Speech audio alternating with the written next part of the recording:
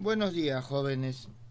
Para poder continuar con el estudio de la función de Green, es necesario hacer al menos un pequeño resumen de lo que es la función delta de Dirac.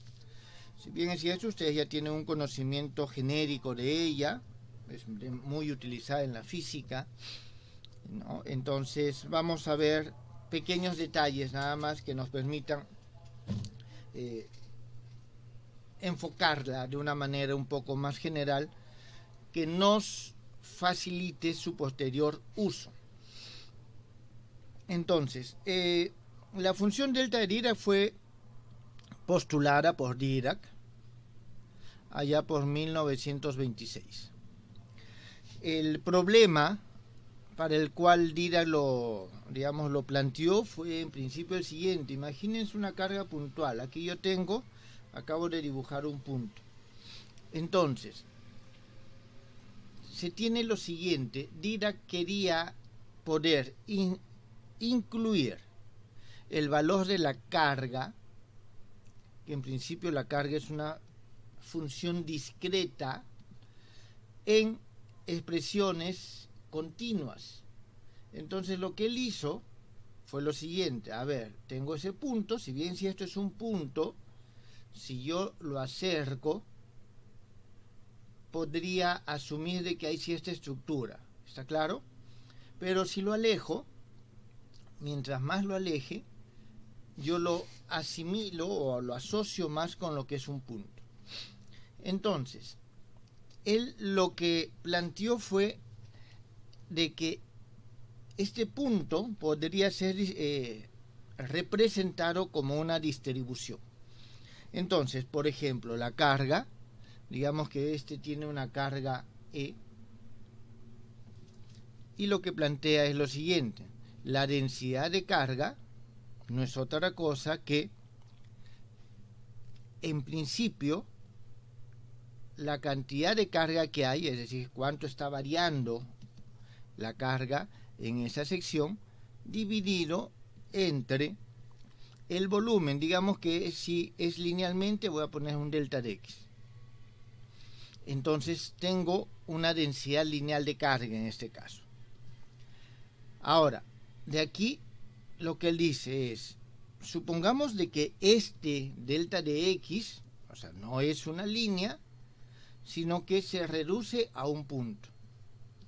Entonces, si se reduce a un punto, vamos a tener aquí que ρ va a ser igual al límite, cuando delta de X tiende a 0, justamente de esta variación.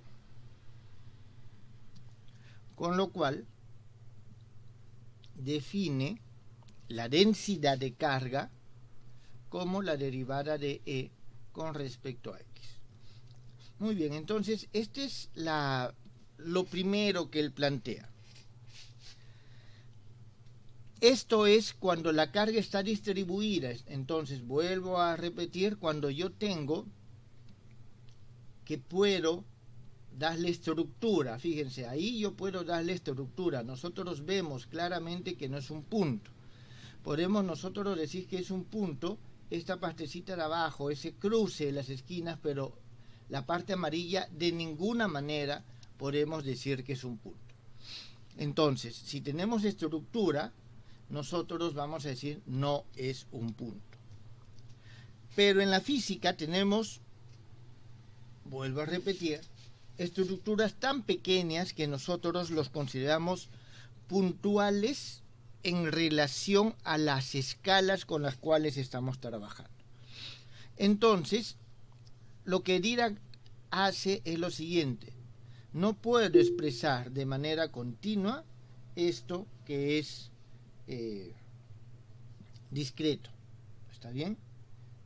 Entonces, él justamente plantea esa duda. Y por eso, dígame. En el chat creo que hay una... sí, bueno, no. Perdón, alguien ha levantado la mano, creo, mejor dicho. Sí, no he visto la mano levantada. A ver, ¿quién quiere opinar? Profesor, una consulta. Sí, dígame. Esa idea de Dirac es la misma de cuando se tiene un objeto con movimiento para analizarlo físicamente, en el cual estamos tan alejados de él que lo consideramos una partícula? El, ¿Es la concep- misma idea? el concepto en sí es el mismo. Ok, Por ejemplo, el átomo a nuestras escalas es un punto y lo trabajamos y consideramos como un punto. Pero si nos sumergimos a su escala, deja de ser un punto. ¿Está claro? Ahora, hay partículas que nosotros todavía seguimos considerando las puntuales. Por ejemplo, los leptones. Sobre todo el electrón. El electrón se considera que es una partícula puntual sin estructura. Hay teorías que plantean una posible estructura del electrón, pero definitivamente no se ha verificado. Entonces, la idea un poco viene por ahí. ¿Está claro? Entonces necesito yo, en aquello que es continuo, incluir magnitudes discretas. Ahora se los pongo de la siguiente manera. Jóvenes, la mesa donde ustedes están apoyados, ¿es continua o es discreta? Como usted lo dijo, depende de la escala, profe. Depende de la escala, exactamente. Ahora, si nosotros nos vamos a que lo continuo es la cantidad de sustancia, de objetos que tienen masa, la mesa, no, y sin importar la escala, es en esencia discreta. Lo que pasa es que está rellena de los campos que lo hacen impenetrable. ¿Está claro? Entonces, hay una serie de consideraciones a tener en cuenta. Entonces, viéndolo desde ese punto de vista, lo que Dirac planteó es introducir una función. Entonces, lo que Dirac planteó es lo siguiente: si yo estoy acá, la densidad es 0, pero si estoy en el mismo punto, la densidad tiene que ser muy grande, porque tengo algo finito concentrado dentro de algo infinitamente pequeño. Entonces de ahí viene la primera característica o propiedad de la función delta que le asignó Dirac. Y él lo que dice es que si yo tengo esta función delta de Dirac, ¿está bien? Que va a ser una función de dos puntos. Uno, el punto al cual, a ver, le voy a poner el prima aquí al revés. El punto al cual estoy fijándome, donde se encuentra el objeto, y el punto con respecto al cual estoy variando. Entonces voy a decir que este X es la posición de este punto. Y lo que Dirac planteó es lo siguiente: esta función debe ser tal que si el X es diferente al X', tiene que ser 0. Y si el X es igual al X', tiene que ser muy grande, porque vuelvo a repetir, tengo un número finito entre un número infinitamente pequeño. Entonces, esto tiene que ser infinito. Esa es la primera característica o propiedad que se le asignó a la función delta de Dirac. Después, él planteó lo siguiente: ¿y qué es lo que pasa si yo tengo varios puntos? ¿Está bien? Si yo tengo varios puntos. Si yo tengo varios puntos, se tiene que dar de tal forma que su suma, la suma de esa función de Dirac por todos esos puntos, sea igual a un número finito. ¿Está claro? Sea igual a un número finito. Entonces, él lo que hizo fue plantear de que estaba normalizado, lo normalizó a la unidad. Jóvenes, de aquí en adelante, si no pongo índices de integración, vamos a asumir de que está entre menos infinito y más infinito, ¿correcto? Entonces, él plantea lo siguiente: si yo tengo varios puntos, muchos puntos, y los sumo todas esas funciones de delta con respecto a estos puntos, deben de ser de tal manera, su suma tiene que darnos el valor finito de la carga. Entonces, lo normalizó a la unidad. ¿Hasta ahí está claro, jóvenes? Creo alguna forma, si es que habrían, o sea, sin importar el número de cargas, siempre sumando sobre todo ese espacio que contiene esas cargas, siempre es 1. Así es. Okay. Entonces, lo que él hizo es que la expresión 1 se puede expresar en términos de la función delta de Dirac y planteó entonces que la densidad iba a ser igual a la carga por la función delta de x. Entonces, el valor de las cargas, que es a donde iba tu pregunta, se lo asigna como, digámoslo así, un valor constante que multiplica la delta de x. Entonces la delta de x me va a indicar dónde, en qué puntos hay cargas pequeñas y me va a dar una concentración. Por eso es que también se dice que la función delta de Dirac es una función de distribución. Profesor, una consulta. Dígame. En métodos 1, la fórmula 3 también tiene otra expresión, o sea, solamente el delta de x' por el diferencial. O sea, sin esa diferencia. Sin esto que está acá. Sin el x, o sea, sin menos el x. Ya. También daba 1. Ya, perfecto. Lo que pasa es que este x está asociado con en dónde se encuentra. Vamos a dibujar una recta numérica. Y entonces en una recta numérica, cualquiera, nosotros vamos a tener un punto 0, menos infinito, más infinito, y vamos a tener lo siguiente. Digamos de que en este punto x,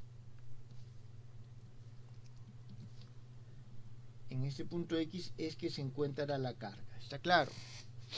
Entonces, yo voy a sumar todos los valores que toma la carga en todos los puntos. Entonces, el x' me indica los puntos que está recorriendo, ¿está claro? Pero solo va a tomar valor cuando el x' es igual al x. Lo que hicieron en métodos 1 fue decir x es igual a 0, que es lo que he escrito acá. ¿Está claro? Es decir, esto si yo lo quiero escribir de forma completa, tengo que escribirlo de esta forma. X' menos x. Donde le estoy diciendo de que solamente tiene valores diferentes de ceros en los puntos donde x' es diferente de x. ¿Está claro? ¿O es igual a x? Entonces, jóvenes, ustedes saben que si tienen una función f de x, digamos, la dibujan, si tienen f de x menos x', lo que significa es que esta función la están desplazando. Es una traslación, ¿correcto o no? Si es menos hacia la derecha, más hacia la izquierda.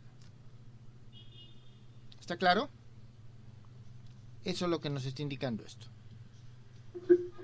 ¿Qué le ha indicado con respecto al concepto de esa delta como distribución? Creo que dijo. Claro, lo que pasa es lo siguiente. Si yo estoy integrando en todo un intervalo, puedo tener varios puntos. ¿Está bien? Entonces, digamos que tengo aquí, tengo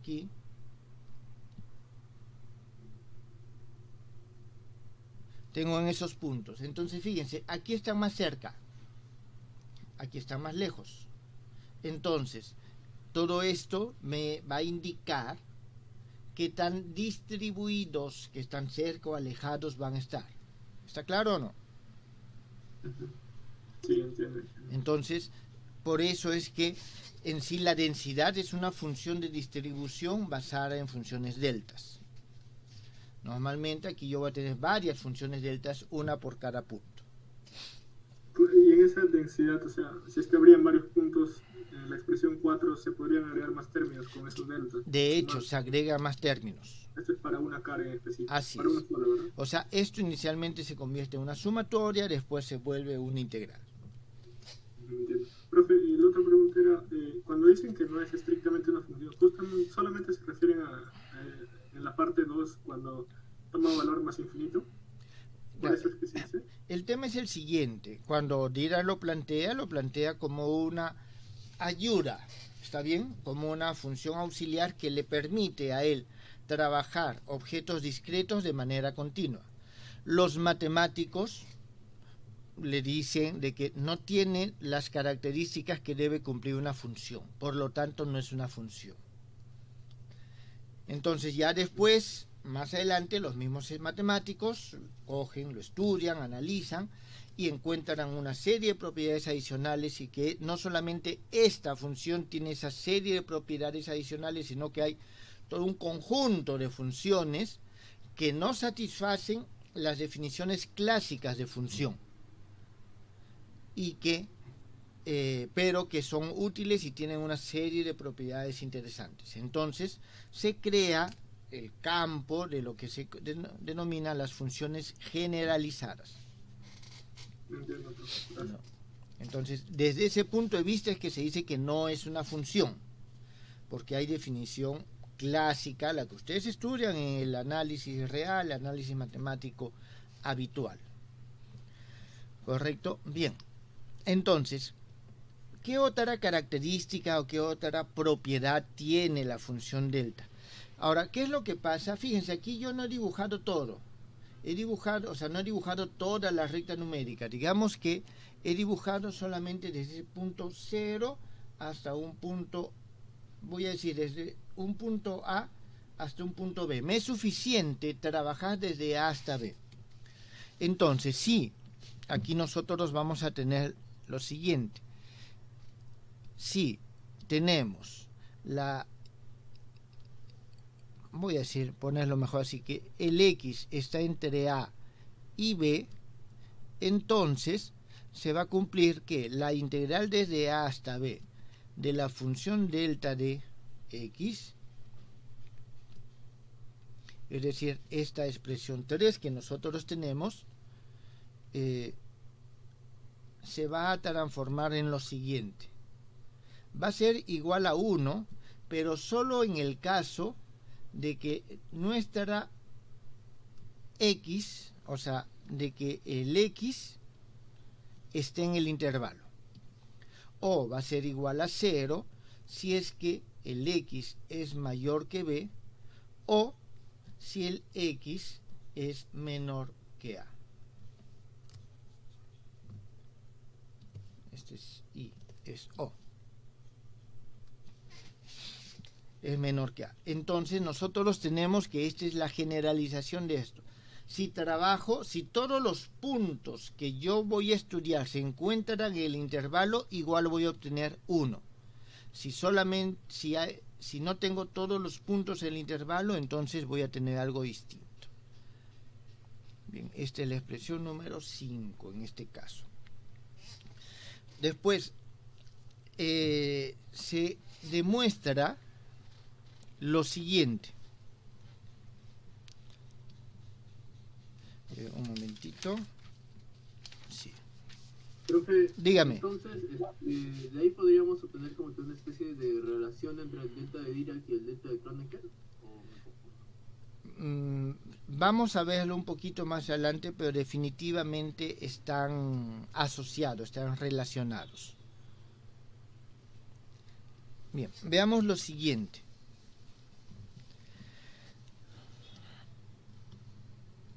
Se demuestra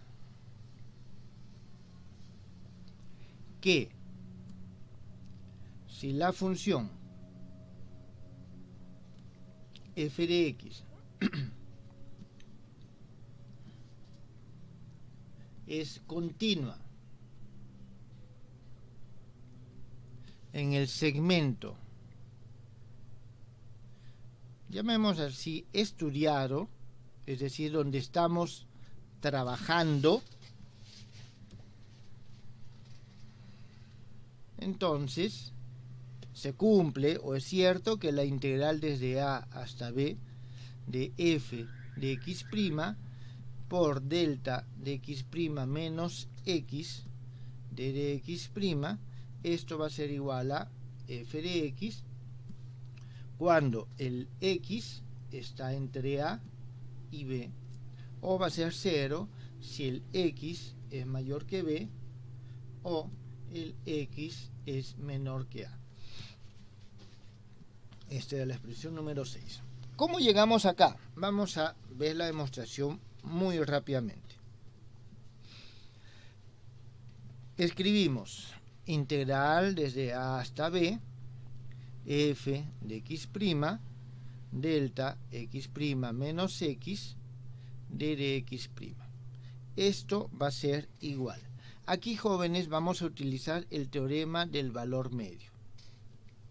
Entonces, usando el teorema de valor medio, yo voy a poder sacar esto y voy a decir, eso va a ser un f de x más alfa epsilon, integral de x menos epsilon hasta x más epsilon.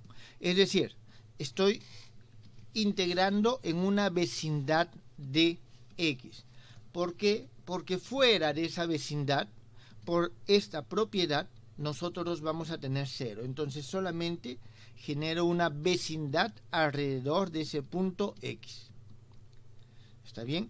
Y alrededor de ese punto x yo voy a tener de que va a ser igual al valor medio de esta función multiplicado por el delta de x' menos x de x'. Entonces, aquí nosotros vamos a tener de que el valor absoluto de este alfa tiene que ser menor o igual a 1, es decir, está entre más menos 1 de ese punto como máximo, y el epsilon es un número pequeño pero mayor que 0. Entonces, si ustedes aquí aplican el valor medio en el sentido que el epsilon tiende a 0, esto va a tender a x y esto toma el valor de 1. Y entonces aquí voy a colocarlo de esta forma. Si nosotros tomamos el límite cuando epsilon, disculpen, tiende a 0, nosotros vamos a obtener ¿qué cosa? El f en x, que es justamente lo que queríamos demostrar. ¿Esto quedó entendido, jóvenes?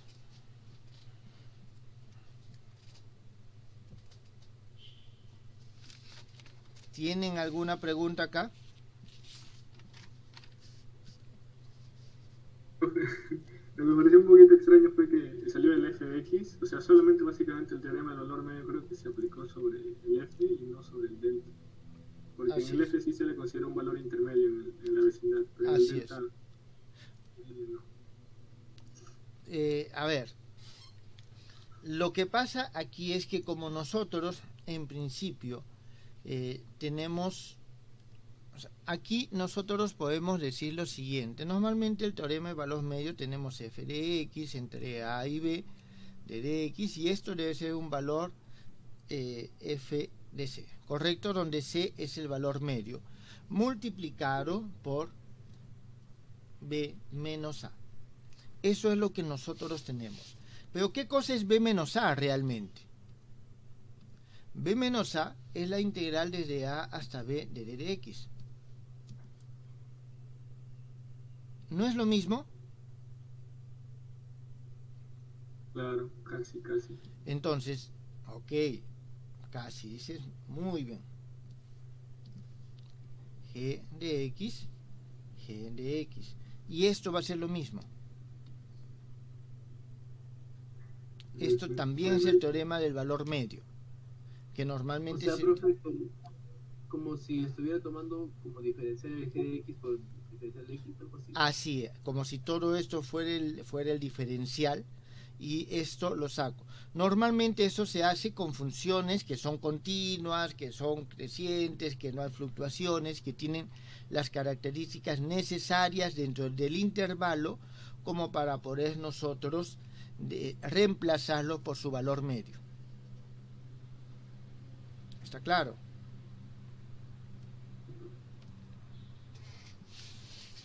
Jóvenes, cuando trabajamos con velocidad media, velocidades, promedio, aceleraciones. Lo que estamos haciendo es esto. Nosotros en física trabajamos mucho con valores medios. Todas nuestras medidas son valores medios. ¿Está claro? Y tienen esta naturaleza. De una u otra forma. Bueno, profe, pero eso es cuando llega a fx, pero para que llegue a 0, o sea que la integral sea 0. ¿Cuál? ¿Esto? Claro, o sea, usted lo está haciendo solamente para cuando x pertenece entre a y b, Claro. pero cuando está fuera de ese intervalo, ¿cómo se procede igual? No, pero cuando está fuera de ese intervalo es 0 porque esto es 0. Ah, ya, está bien. ¿Está bien? Cuando está fuera el intervalo todo es 0 porque esto es 0. Ya se acabó, no tenemos nada que hablar. El único problema es cuando esto es infinito. Entonces, como es infinito, no tengo las condiciones, las características para evaluarlo junto con esto. Por eso saco esto, que es una función, digámoslo así, regular. La saco, reemplazo por el valor medio que debe tomar esta función para que al multiplicarse por esta integral me dé este mismo resultado. Este valor medio no es la semisuma de los valores extremos, es un valor ponderado asociado a esto. También eso hay que tenerlo en cuenta. ¿Está bien? A ver, lo que sigue creo yo que les va a aclarar más esto. Sí, dígame. Tenía, o sea, el valor medio, o sea, ¿cómo es que toma esa expresión exactamente? Se dice que es ponderado, ¿no? X más alfa e. F de X claro. más alfa e. Claro, lo que pasa es lo siguiente, fíjense. De nuevo, estoy acá. Esto es X. Tomo este intervalo, X menos epsilon, X más epsilon. Entonces, lo que estoy diciendo es lo siguiente. El valor medio que toma la función f de x está en este intervalo, está en un punto que está o antes o después. Por eso es que alfa pues es más o menos, pero es un número pequeño menor que 1, y no llega a 1 porque no sale de x menos c ni de x más c. Eso es lo que estoy diciendo acá. Estoy en algún punto por acá, no sé dónde. ¿Está bien? No sé dónde estoy, pero estoy en un punto por ahí. ¿Eso está entendido? Sí, profe. Entonces, no sé si hay alguna otra duda con respecto a esto.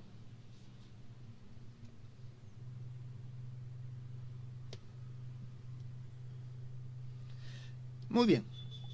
Continuemos. Todo esto que les acabo de explicar de una forma, bueno, digámoslo así, relatar.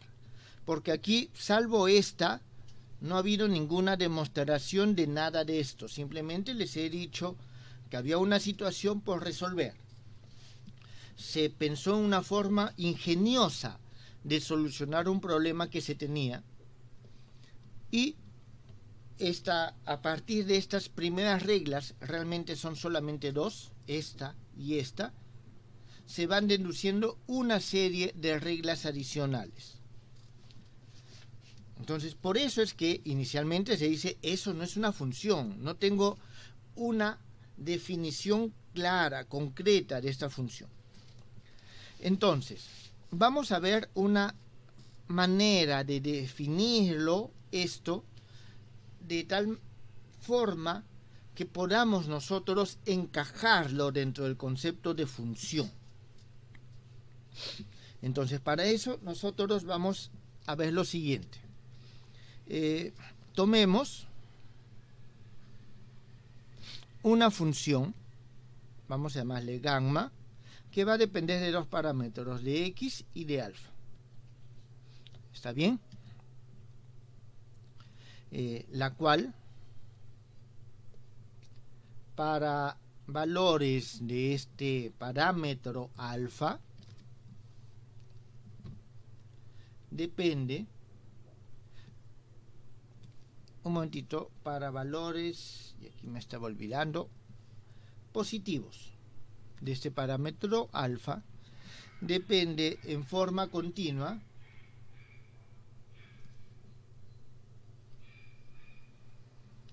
de la variable x. Entonces tenemos una función. Más adelante vamos a ver un ejemplo de este tipo de función. Y vamos a exigir que en el límite satisfaga las siguientes propiedades. Que el límite, cuando ese parámetro alfa tiende a 0, de esta función que nosotros acabamos de introducir, es igual a 1 medio cuando el x es mayor que 0 y menos 1 medio cuando el x es menor que 0. Esta es nuestra expresión número 7. Muy bien. Jóvenes, este es una típica función escalón. ¿Está claro? Una típica función escalón. Un paso en la unidad. Muy bien. A ver, ¿qué tipo de funciones, por ejemplo, nos satisfacen eso? Veamos. Por ejemplo. Profe, disculpe un ratito, podría volver. Claro. Gracias. Vamos a decir, por ejemplo, vamos a decir de que esta función, jóvenes, este que estoy escribiendo acá es uno de los ejemplos de función o posibles funciones. 1 sobre pi, integral desde 0 hasta el infinito, e a la menos alfa k, seno de k x, esto dividido sobre k d de k, lo cual una vez que nosotros integramos obtenemos 1 sobre pi arco tangente de x sobre a. Un momentito.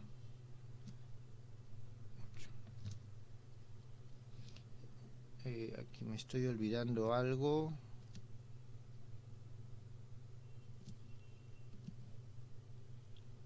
Bien.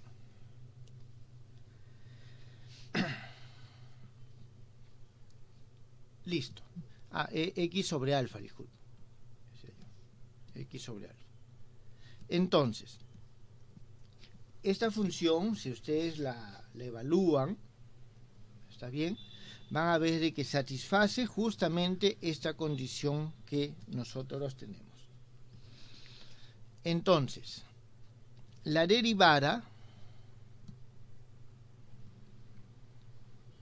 de esta función auxiliar que nosotros hemos introducido, esa derivada con respecto a x,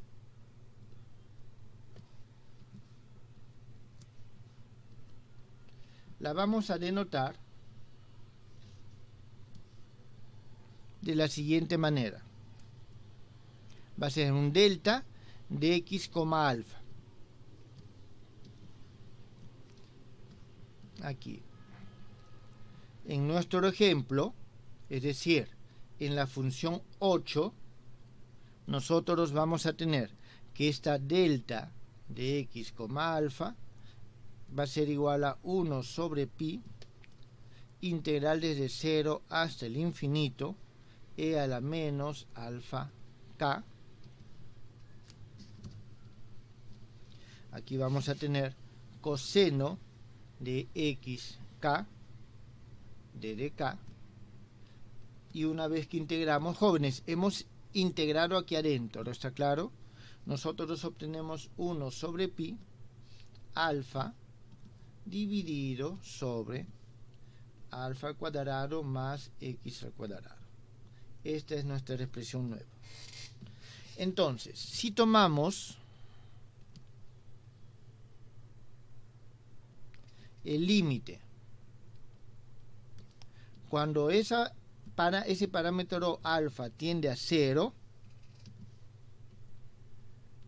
sin mayor dificultad, nosotros obtenemos el siguiente resultado, que el límite cuando alfa tiende a 0 de delta de x, alfa va a ser igual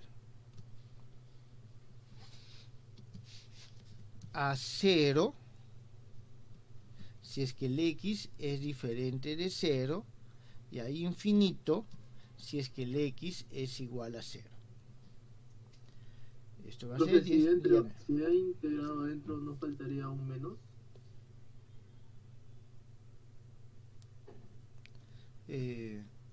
¿Dónde? La derivada del seno es coseno, positivo. Me estoy confundiendo, perdón. Es derivado adentro, no es integrado. Sí. Y el límite, cuando alfa tiende a 0, de la integral de delta de x, alfa, de dx, esto es igual a 1. Es decir, si ustedes, y les dejo a ustedes de tarea de que verifiquen este cálculo, ustedes van a encontrar de que el límite cuando al alfa tiende a 0 de esta función, que ya es una función habitual definida en los conceptos que tenemos de definición, estándar de definición de función, entonces satisface las condiciones o las características de una función delta de Dirac.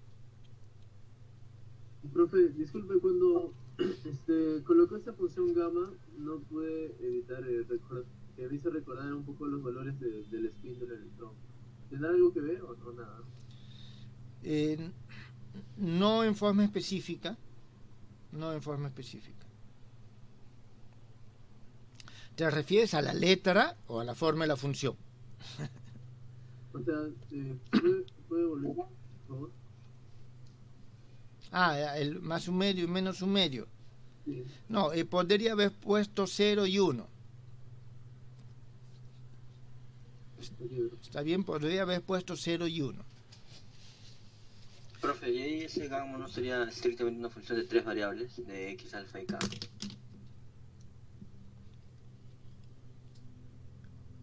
Cuando yo integro con respecto a k, el k desaparece.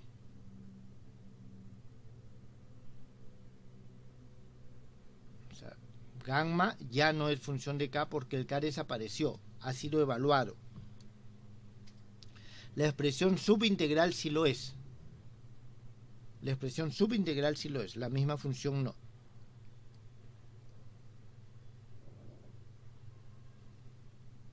Nuestro k siempre va a ser fijo entonces, para un problema específico. Digamos que sí. Pero cuando es fijo, no consigo la idea del diferencial de k, o sea, sí es fijo, digo.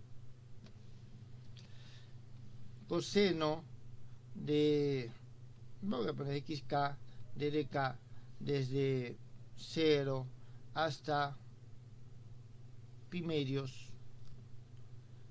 ¿Esto es función de k?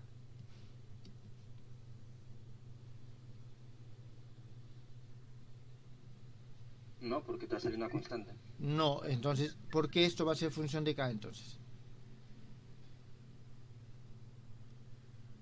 ¿Está claro? Sí, profe. ¿Alguien más tenía otra pregunta, creo? No, profe, solo eso que ya lo corrigió de los límites, el límite de integración en la ecuación 8. Ya. Aquí hay que tener en cuenta un pequeño detalle. Yo he derivado primero, ¿está bien? He derivado primero, o sea, cuando he hecho acá, y después tomé la integral. Porque si yo derivo acá, no obtengo el mismo resultado. Entonces, eso significa que en términos generales, o sea, eso es posible, esta es una integral impropia. Entonces, no puedo arbitrariamente decir, bueno, derivo con respecto a x y como la integral es con respecto a acá, no hay ningún problema. Eso lo puedo hacer en una integral regular, cuando los límites de integración son finitos, pero cuando tengo una integral impropia no puedo hacerlo, ¿está bien? En este caso, el alfa, por definición, debe de tener un comportamiento integral. Entonces, se debe considerar, para que todo esto sea válido, que cuando delta de x tiende a 0 y el alfa tiende a 0, en los límites que se tengan que tomar, y el delta de x es porque hay una variación de x definitivamente, entonces el delta de x sobre el alfa tienda a 0. Significa de que el alfa y el delta de x tengan ese tipo de relación. ¿Eso está entendido?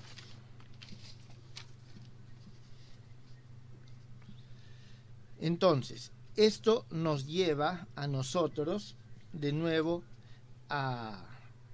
Profesor, pero eso no sería una indeterminación, eso último, ¿Por qué? porque el cociente también va a tender a 0. O sea, cuando ambos tienden a 0,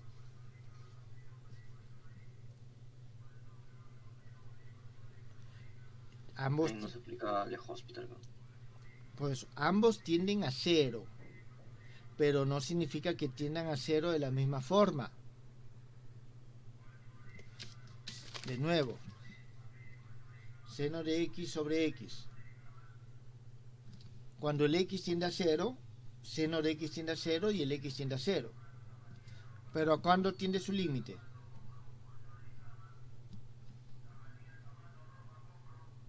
¿A cuánto tiende este límite? A 1. A 1. A 1. ¿Está claro?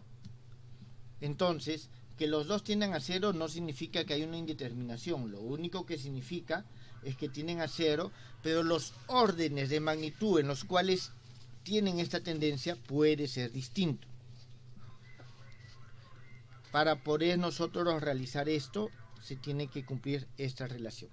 Entonces, teniendo en cuenta esto, nosotros podemos decir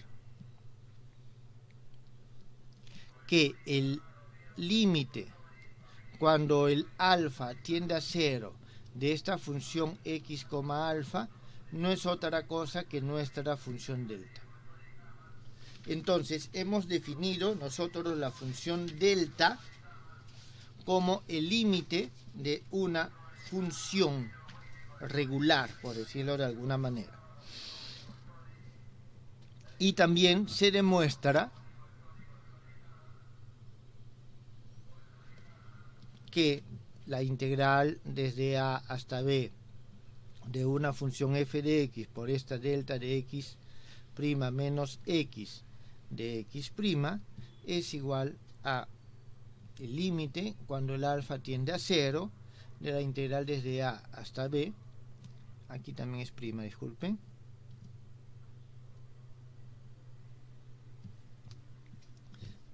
de f de x' delta, y vamos a tener x' menos x, alfa de x', y esto va a ser igual a f de x, 12. Entonces nosotros tenemos esta relación. A ver, por ejemplo, vamos a ver para nuestro caso. Vuelvo a repetir, estamos trabajando con una función concreta. Se puede trabajar con otras funciones concretas. Vamos a ver de que si esto realmente es así.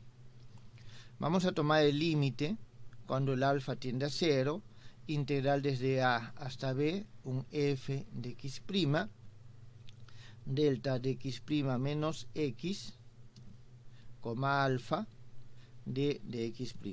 Esto va a ser igual a 1 sobre pi, integral desde 0 hasta el infinito, de dk, integral desde a hasta b, f de x', coseno de k x' menos x de x'.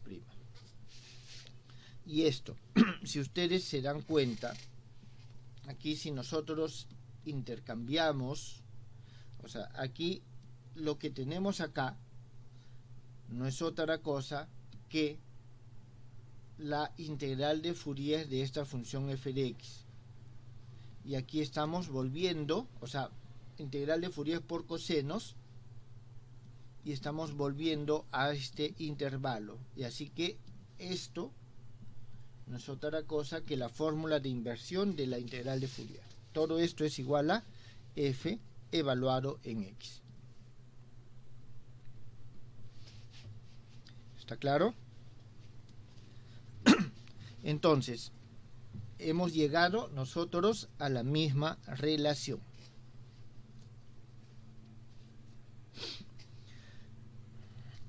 Bien, el hecho de tener ya una función continua, o sea, una función regular asociada a la función delta, nos permite también ver algunas otras propiedades más de la función delta. Entonces, derivemos la función auxiliar.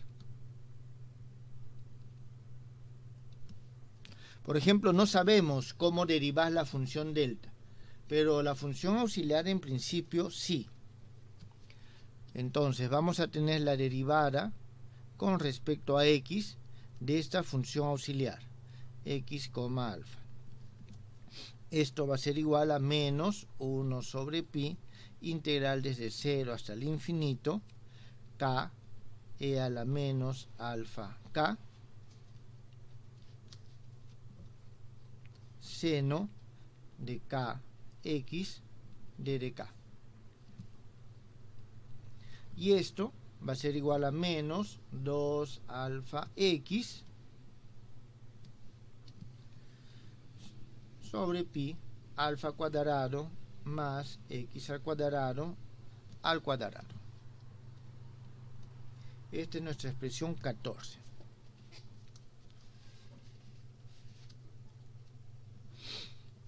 Entonces, aquí nosotros podemos tomar el límite y ver a qué tiende esta relación. Pero lo más importante acá es lo siguiente. Integral desde a hasta b, f de x', delta, o en todo caso aquí, derivada de esta delta x' menos x con respecto a x de x'. Esto va a ser igual al límite cuando el alfa tiende a 0 de, en este caso particular, a b f de x' por la derivada de delta x' menos x, alfa con respecto a x de x'. Y aquí nosotros vamos a tener lo siguiente. Integramos por partes, ¿está bien? Al momento que integramos por partes, vamos a tener f de x', o sea, esto, la delta de x' por la derivada de f de x'. ¿Está bien? Y vamos a tener la otra expresión que es la derivada de ambos. Esa derivada, al momento que lo calculamos, va a salir igual a 0, y aquí nosotros vamos a obtener, cuando ya reemplazamos los valores, menos la derivada de f de x con respecto a x. Esto lógicamente si el x está entre a y b. Entonces, esta es una propiedad ya de la función delta que la podemos deducir a partir de conocer esta función auxiliar. De manera análoga, sí, claro. De manera análoga, nosotros vamos a generalizar esta expresión para la enésima derivada. Y vamos a tener entonces que la integral desde a hasta b de f de x', la derivada enésima de la función delta de Dirac, esto nos va a salir menos 1 a la n, la derivada enésima de n evaluado en x, siempre y cuando el x se encuentre dentro de los límites de integración. ¿Eso está claro, jóvenes? Entonces, Una pregunta, sí, no la vi en la anterior. La derivada del delta también está definido en donde es 1, normalmente, cuando x es igual a x'. o sea, no está, o sea, tengo esto. Tengo que pasar al límite igual cuando el alfa es igual a 0, pero no tengo un valor específicamente. Pero sí esto está definido, ¿está claro? Ok, entiendo. ¿Está bien? Ahora, y un poco para acabar tal vez esta relación, si nosotros graficamos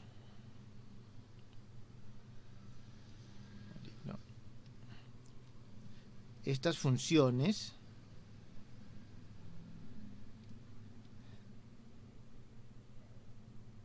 a ver, vamos a tener simplemente estas son medidas aproximadas, no tienen nada de exacto. Un momentito, déjenme esto.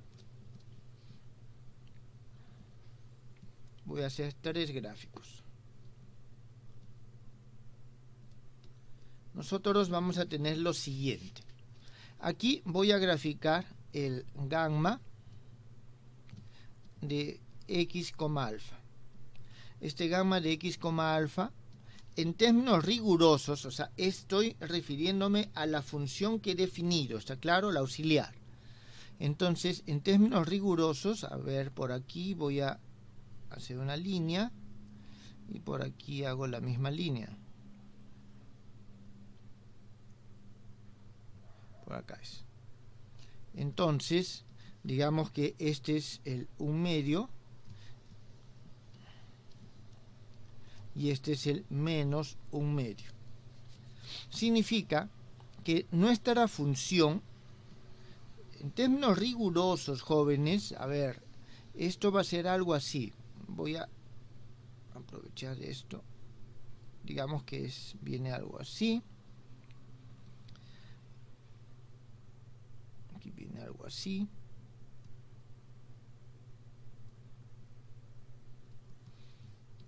O sea, esto viene y no es rigurosamente esta función auxiliar que he definido, no es rigurosamente menos 1/2 y más 1/2, ¿está claro?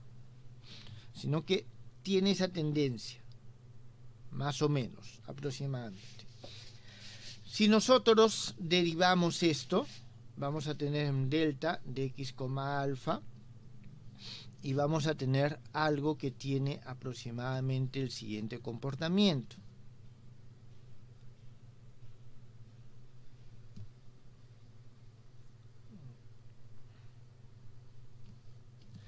Tiene el siguiente comportamiento. Y aquí vamos a hacer lo siguiente.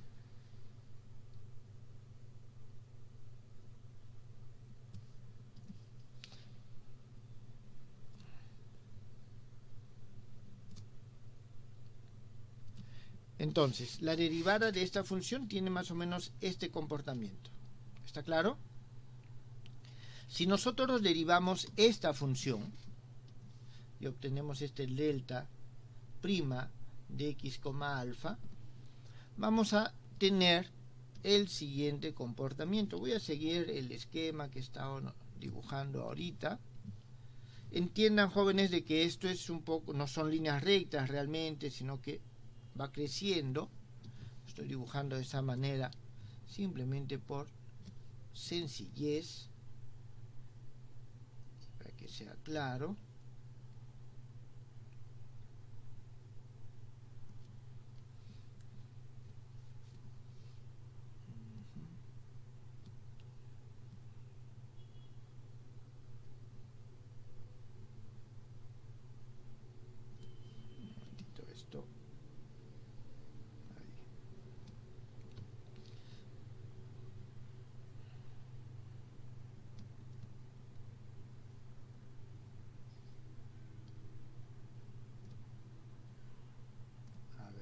que, bueno, y esto va a venir algo así. No, creo que en este caso sí voy a tener que hacer el dibujo a mano nada más, porque si no, no se va a apreciar bien la forma. Aquí nosotros vamos a tener lo siguiente. En la derivada, tenés que esto viene por acá hasta cierto valor, igual viene por acá, muy pegado, hasta cierto valor, y una vez que está aquí, sube, por aquí viene baja, y aquí vamos a tener de que tiene este comportamiento. Este es el comportamiento de esta función. ¿Está claro? Profe, Sí, dígame. esa función que está ahí, esa es la primera, que parece como que una función cuadrada, creo que la hemos visto cuando analizamos, por ejemplo, una señal cuadrada y lo pasamos por un circuito que es derivador y nos sale justo la delta de D. Claro, así es. O sea, es que justamente ese es el concepto. Entonces, se dan cuenta de que ya la función delta de Dirac deja de ser una propuesta simplemente auxiliar y toma forma. ¿Está claro? Entonces tengo una función escalón y en este momento toma estas funciones. ¿Está bien? Si lo vuelven ustedes a pasar por ese circuito derivador, van a encontrar esto. Entonces, de esta forma, ustedes pueden expresar diferentes tipos de, comportamientos. ¿Está bien? Distintos tipos de comportamientos. Por ejemplo, esto se asocia a los dipolos eléctricos. Imagínense que ustedes tienen un rho de X que es igual a un E delta X menos L menos E delta de X. Es decir, ustedes tienen una partícula en X igual a L y otra partícula en X igual a 0. Esto ustedes lo pueden escribir como menos P delta prima de X, donde este P es el momento dipolar. Y eso teniendo en cuenta lo siguiente. Aquí ustedes tienen delta de X menos L menos delta de X. Eso lo pueden poner como la derivada de la función delta de X con respecto a X multiplicado por el L. Y el L por la carga no es otra cosa que el momento dipolar. ¿Está claro? Aquí estamos considerando de que este L es muy pequeño. Entonces, si ustedes siguen derivando la función delta, van a encontrar diferentes distribuciones que nos van a representar arreglos de partículas. ¿Esto quedó entendido? Cada uno de esos picos sería como una partícula, ¿no, profe? O sea, claro, nos está diciendo en estos puntos, digámoslo aquí, en estos puntos nos está ubicando las partículas. O sea, aquí y aquí. En este caso está el centro. ¿Está claro? Entonces, eso es lo que nos está haciendo. Nos está dando los picos. Entonces, si quiero ver diferentes distribuciones, voy a tener estos tipos de relaciones. ¿Quedó claro, jóvenes? Sí, profe. No, claro. Bien, entonces, esta es la función delta de Dirac, su definición a partir de como límite de una función continua y algunas de sus propiedades generales.